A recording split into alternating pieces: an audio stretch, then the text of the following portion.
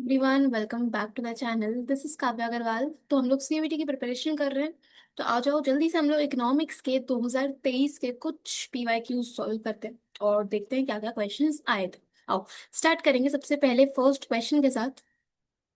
पहला क्वेश्चन हमें बताया है, फर्स्ट क्वेश्चन दिया है, विच of the following is not a function of RBI. इनमें से कौन सा आरबीआई का फंक्शन नहीं है? तो आरबीआई का फंक्शन कौन सा नहीं है? देखो दिया है लेंडर ऑफ लास्ट रिजॉर्ट, ये तो होता है function. Accepting deposits from general public, क्या आरबीआई पब्लिक से डिपॉजिट्स एक्सेप्ट करता है? नहीं, नहीं करता। ठीक है, तो ऑप्शन बी है हमारा आंसर, क्योंकि पब्लिक के संग डायरेक्टली आरबीआई डील नहीं करता है।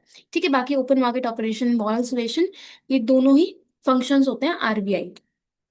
ठीक है, तो सिर्फ ऑप्शन नंबर, ओके, डन। इसके बाद नेक्स्ट है, what is the type of economy in India. तो इंडिया कौन से टाइप की इकोनॉमी है?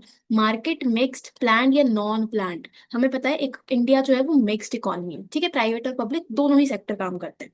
ओके, देन थर्ड है, sale of shares in public sector undertaking to private sector. हम पीएसयू पब्लिक सेक्टर के शेयर्स को सेल कर रहे हैं प्राइवेट प्लेयर्स को, इसको हम लोग बोलेंगे क्या? ये होता है डिसइन्वेस्टमेंट। ठीक है, अगर आप पीएसयू के शेयर्स सेल कर रहे हो प्राइवेट सेक्टर में, तो इससे गवर्नमेंट के जो एसेट्स हैं वो डिक्रीज हो जाएंगे, गवर्नमेंट के एसेट्स, गवर्नमेंट की प्रॉपर्टी डिक्रीज हो रही है। ठीक है, ओके। देन इसके बाद arrange the following steps of money multiplier process. तो मनी मल्टीप्लायर प्रोसेस के स्टेप्स को अरेंज करना है। तो देखो सबसे पहले एज पर द ऑप्शंस हम क्या करेंगे, सबसे पहले A deposits money in a commercial bank. एक कस्टमर ए है जो कमर्शियल बैंक में डिपॉजिट करेगा पैसा। ठीक है, तो सबसे पहले तो सी आएगा। ओके, इसके बाद, इसके बाद B comes to the bank for a loan. ठीक है, कि एक पर्सन है बी जो बैंक में आएगा लोन देने के लिए, तो ए। ठीक है, फिर जो कमर्शियल बैंक्स हैं they keep CRR and give loan to B. Commercial bank जितना भी डिपॉजिट ए ने डिपॉजिट कराया उसका कुछ पार्ट रिजर्व बनाएंगे और बाकी का लोन दे देंगे बी को। तो ऑप्शन ई। ठीक है, इसके बाद क्या होगा, सी ए ई, फिर है डी और बी। देखो यही ऑप्शन बनेगा। ठीक है, D spends the money which becomes the income of C. मतलब बी जो लोन लेगा वो किसी ना किसी को वापस से डिपॉजिट के फॉर्म में मिलेगा ना, तो सपोज डी को वो डिपॉजिट मिले, तो डी जो इनकम स्पेंड करेगा वो सी की इनकम बन जाएगी, और बाद में सी जो है वो सारा डिपॉजिट्स बैंक में ही दे देगा। तो बेसिकली मनी मल्टीप्लायर का प्रोसेस है कि पहले एक पर्सन डिपॉजिट देगा बैंक में, बैंक उसका कुछ पार्ट रिजर्व बनाएंगे, बाकी का लोन दे देंगे किसी और पर्सन को। वो लोन का अमाउंट किसी के बैंक में आएगा एज डिपॉजिट, वो सामने वाले की इनकम बनेगा, फिर वापस से वही चीज चलती रहती है। ठीक है, तो ऑप्शन सी ए ई डी बी इस तरह से ही सीक्वेंस बनेगा।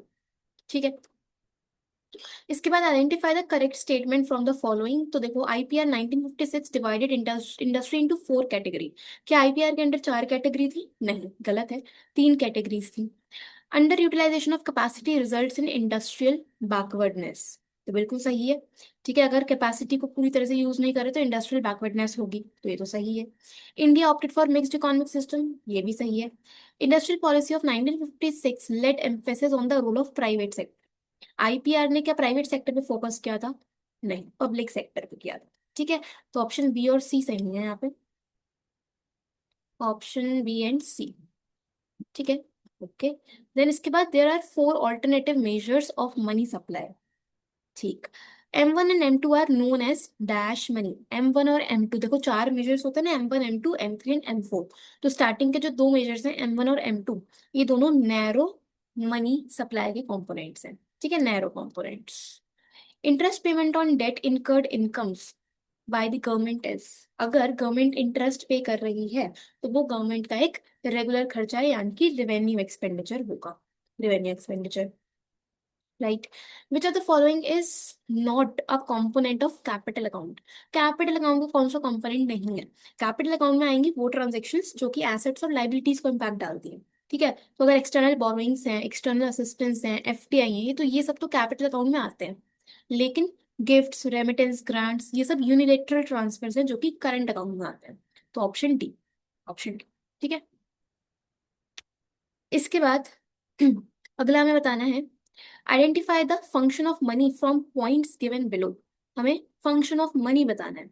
तो बहुत ही सिंपल है, कौन सा फंक्शन है मनी का? Medium of exchange. ठीक है, medium of exchange, very simple. Okay, अच्छा इसके बाद मैच करना है, तो दिया है animal husbandry, organic farming, NABARD and कुदुम Shri.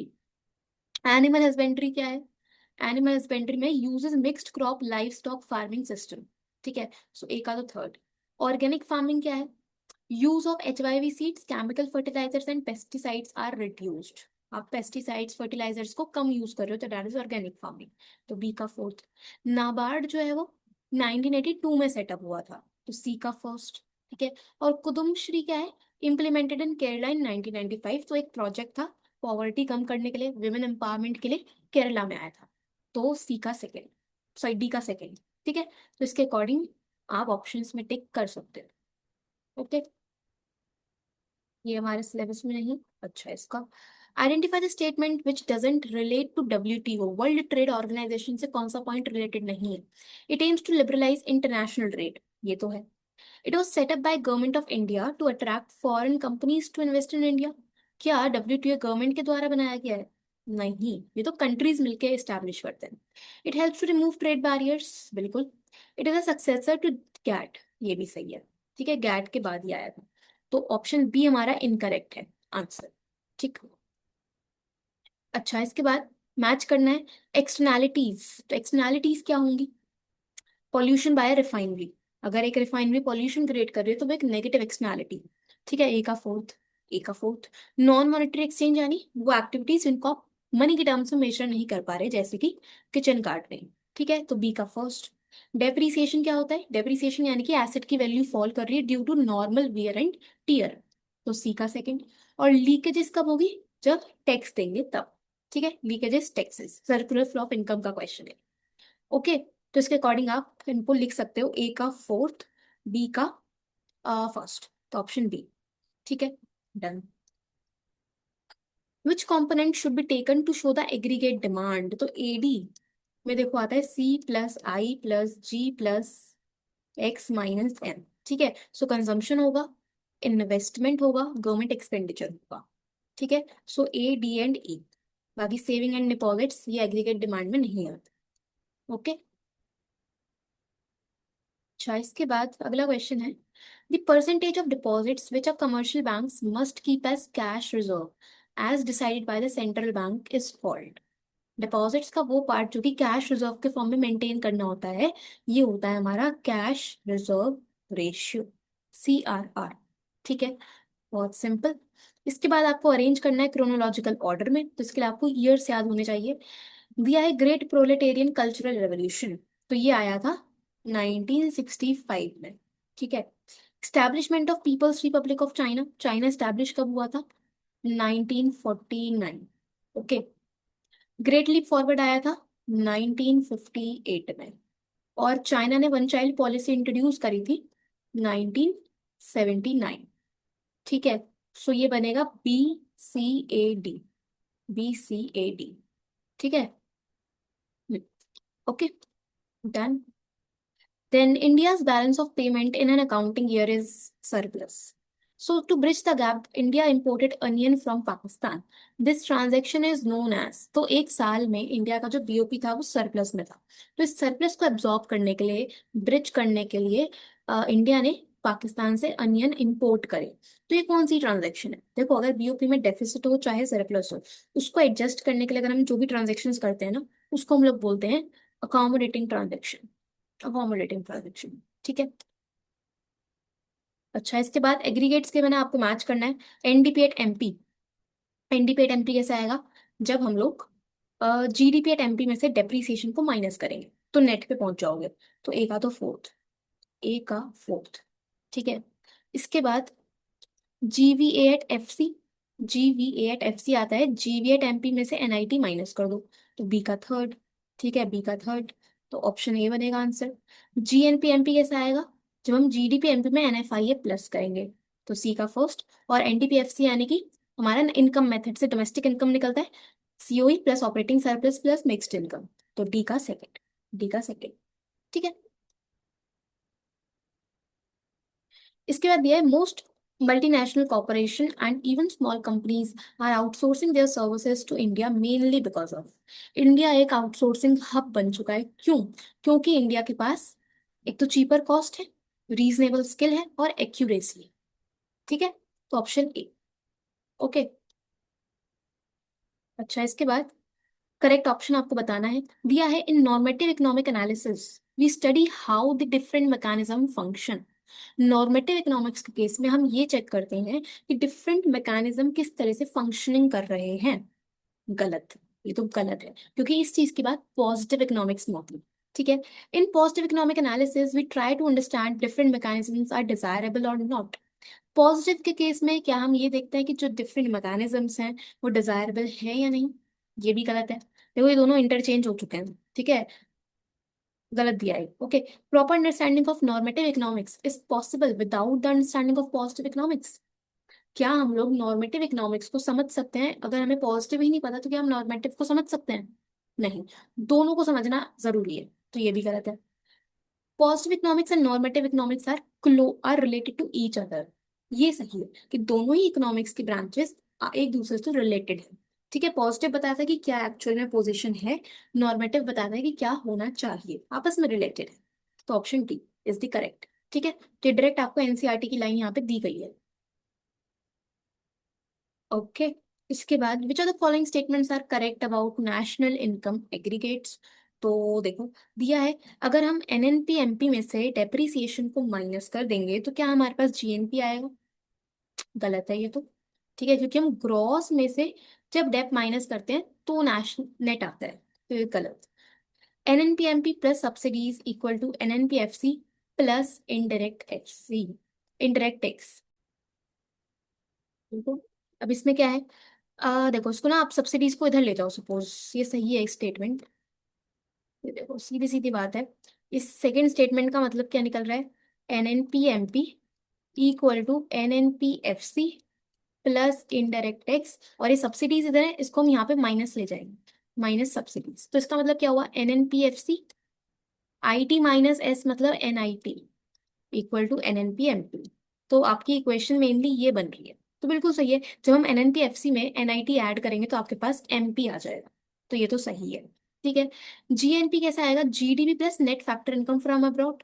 ये भी ये सही है कि जब हम डोमेस्टिक में N F I A plus करेंगे तो नेशनल आएगा। Correct. N N P F C equal to N D P F C plus N F I A. ये भी सही है ना सेम चीज है। G D P F C equal to G D P M P plus N I T. ये गलत है क्योंकि एनआईटी प्लस नहीं होगा माइनस होगा। माइनस होगा। ठीक है। So option B C D are correct. Option number B. Okay. अच्छा। इसके बाद चलो नेक्स्ट क्वेश्चन देखते हैं। दिया है union budget is the budget of. तो यूनियन बजट हमारा सेंट्रल गवर्नमेंट का बजट होता है। ठीक है। सेंट्रल गवर्नमेंट के बजट को हम बोलते हैं union budget. Okay. Measure the equilibrium income when consumption function is this and investment. तो आपको इक्विलिब्रियम इनकम निकालनी है। कैसे आएगा C plus I equal to Y. ठीक है। सी है 40 प्लस 0.8 वाई। इन्वेस्टमेंट है 20 इक्वल टू इनकम। तो ये बनेगा 60 इक्वल टू 0.2 वाई। तो 60/0.2 ये आएगा आपके पास 300। ठीक है। 300। ओके। अच्छा इसके बाद हमें अरेंज करना है the statements in correct sequence relating to change in inventory. तो देखो पॉइंट्स हमें गिवन है उसके अकॉर्डिंग सबसे पहले आएगा a firm had a unsold stock worth 100 at the beginning of the financial year. ठीक है। एक फर्म के पास स्टार्टिंग में स्टॉक था 100 रुपए का। तो ऑप्शन सी। इसके बाद the during the accounting year the firm produces 1000 worth of goods and sales 800 worth of goods. तो साल के बीच में फर्म ने 100 रुपीज के गुड्स प्रोड्यूस करे और 800 रुपए का सामान बेच दिया। तो ऑप्शन ए। ठीक है। तो इससे क्या होगा this results in change in inventory worth 200। ठीक है। चेंज इन इन्वेंट्री आ गया 200 का। ओके। तो ठीक है। So option number B. और लास्ट में hence the inventories at the end of the year is equal to 300। तो 300 की टोटल लास्ट में इन्वेंट्री बनेगी। 100 की स्टार्टिंग में थी 200 की और आ गई तो 300 का बन गया ना। तो ऑप्शन डी। तो C A B D. C A B D. ठीक है। इसके बाद ये क्वेश्चन हमारा सिलेबस में नहीं है। अच्छा। Find marginal propensity to save if consumption function is this. तो आपको एमपीएस निकालना है। तो कंजम्पशन फंक्शन में तो 0.8 है। ये हमारा एमपीसी होता है। अगर 0.8 का एमपीसी है तो 0.2 का एमपीएस होगा। 0.2। ठीक है। Capital receipt is the receipt which. तो कैपिटल रिसीट क्या होता है वो इनकम वो रिसीट्स जो या तो लाइबिलिटी इंक्रीज करेंगी जैसे कि बोरोइंग्स, या फिर एसेट डिक्रीज करेंगे जैसे कि रिकवरी ऑफ लोन। तो ऑप्शन बी। ठीक है। इसके बाद increase in price of foreign currency in terms of domestic currency is due to. Foreign currency का प्राइस बढ़ा है as compare to domestic currency, ये क्यों होगा? तो देखो, इसका आंसर आएगा increase in import of goods. अगर हम इंपोर्ट बढ़ा दें, इंपोर्ट अगर बढ़ाओगे तो इंपोर्ट की पेमेंट करने के लिए हम फॉरेन करेंसी की डिमांड करेंगे, क्योंकि पेमेंट तो फॉरेन करेंसी में ही करोगे। तो फॉरेन करेंसी की अगर हम डिमांड बढ़ाएंगे, तो जब डिमांड बढ़ेगी तो उसका प्राइस भी बढ़ता है, डायरेक्ट रिलेशन। सो इसलिए increase in import of goods. ठीक है। अच्छा, इसके बाद when government fiscal deficit is equal to interest payment of government, then primary deficit will be. अगर फिस्कल डेफिसिट और इंटरेस्ट इक्वल है तो प्राइमरी डेफिसिट कितना आएगा? देखो, प्राइमरी डेफिसिट होता है फिस्कल डेफिसिट माइनस इंटरेस्ट। अगर दोनों इक्वल है, मतलब सपोज 100 का फिस्कल डेफिसिट और 100 का ही इंटरेस्ट, तो प्राइमरी कितना आया? 0 आया। तो 0। ठीक है। In 1955, the Village and Small Scale Industries Committee was made. It was named as. तो 1955 में एक स्मॉल स्केल इंडस्ट्रीज के लिए कमिटी बनी थी। इसका नाम क्या था? इसका नाम था Karve committee. Small scale industries के लिए Karve committee. Okay. Then the gap by which actual AD exceeds the AD required to establish full employment equilibrium is known as। तो वो कौन सा गैप है जिसमें एक्चुअल एडी रिक्वायर्ड एडी से ज्यादा होता है? This is inflationary gap, inflation होगा। ठीक है। Micro credit programmes are related to. Micro credit programmes की बात की गई है। नाबार्ड, एगमार्क, एसएसजी या आरबीआई। जब भी माइक्रो क्रेडिट प्रोग्राम्स की बात होगी तो ये होते हैं हमारे self help groups, SHG. Okay. Study of an industry is an example of. अगर आप एक इंडस्ट्री की स्टडी करते हो तो वो हमारा एक छोटा कॉन्सेप्ट है, जिसलिए वो माइक्रो इकोनॉमिक्स में आएगा।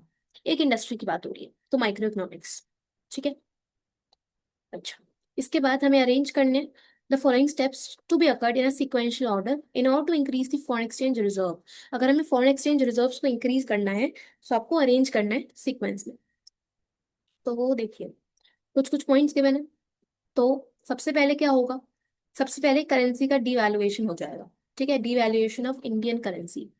इंडियन करेंसी अगर डीवैल्यू हुई तो